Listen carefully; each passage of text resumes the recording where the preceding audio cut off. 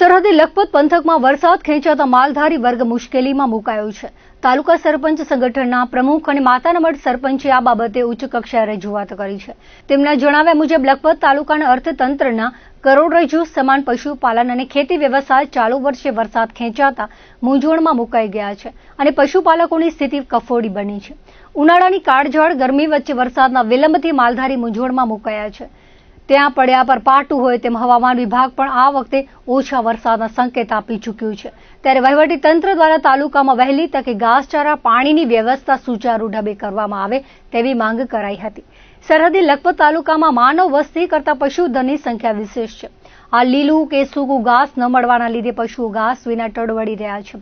તેમણે વધુમાં કહ્યું હતું કે ડીઝલ, પેટ્રોલ તેમજ ખાણીપીણીની વસ્તુઓના ભાવ વધવાની સાથે ઉનાળા દરમિયાન પશુઓને નિરણ કરાતા લીલા ઘાસચારાના ભાવ પણ વધતા જાય છે. 120 મણ મળતી લીલી જુવારનો ભાવ આજે 170 થી 180 થઈ ગયો છે. એ જ રીતે રંજકાના પૂડાનો ભાવ 45 થી 50 હતો, જે 60 થી 70 રૂપિયા થયો છે. જુવાર રંજકાની અવેજીમાં 4 મહિના પહેલા સંગ્રહ કરાયેલી સૂકી જુવારના પશુપાલકો અત્યારથી જ વપરાશ કરી રહ્યા છે. ભૂસા ખોળના ભાવ પણ આસમાનને આંબ્યા છે. ગત વર્ષે ભૂસાનો ભાવ 1000 રૂપિયા હતો, જ્યારે હાલ 1500 રૂપિયા છે. જ્યારે ખડનો ભાવ 2300 જેવી ભારે રકમ પર પહોંચ્યો છે. હાલે ઘાસની ગાસડીઓ 500 થી વધુ કિલોમીટર દૂરથી લાવવી પડતી હોવાથી હાલ 20 કિલોના 125 રૂપિયાના ટ્રાન્સપોર્ટેશન ખર્ચ અલગથી લાગે છે, જેનાથી ઘાસ કરતા ભાડું વધી જાય છે. વન વિભાગના ગોડાઉનમાં પણ ઘાસ પૂરો થઈ ગયો છે. દયાપર ઉત્તર રેન્જમાં કુલ 4 ઘાસ ગોડાઉન છે, જેમાં 2 ગોડાઉન પાનથરો તેમજ દયાપર અને 1 સુભાષપર નજીક છે. આ 4 ગોડાઉન તળિયા ઝાટક છે. બીજી તરફ અસંખ્ય ગરમી પડતા તળાવો, મધ્યમ સિંચાઈના ડેમો, નાની સિંચાઈના ડેમો તળિયા ઝાટક જોવા મળે છે. સીમાડામાં દૂરના વિસ્તારમાં હવાડા પણ ખાલીખમ છે. નર્મદાના પાણી પણ તાલુકામાં અનિયમિત મળે છે. વરસાદના વિલંબથી લખપત તાલુકાનું જળ સંકટ પણ ઘેરું બન્યું છે.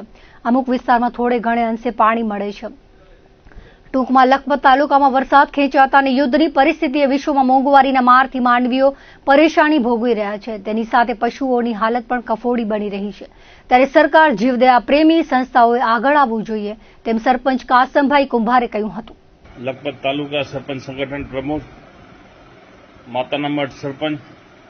લખપત તાલુકામાં જે માલધારીઓનો હિજરત ન કરવું પડે તે પહેલા સરકારશ્રીને વિનંતી કે લખપત તાલુકો એટલે માલધારીના શરણે છે. લખપત તાલુકામાં વરસાદ ખેંચાતા માલધારીઓને ઘાસની તંગી છે. પાણીનું વિવિધ જગ્યાએ પાણી પૂરતો નથી.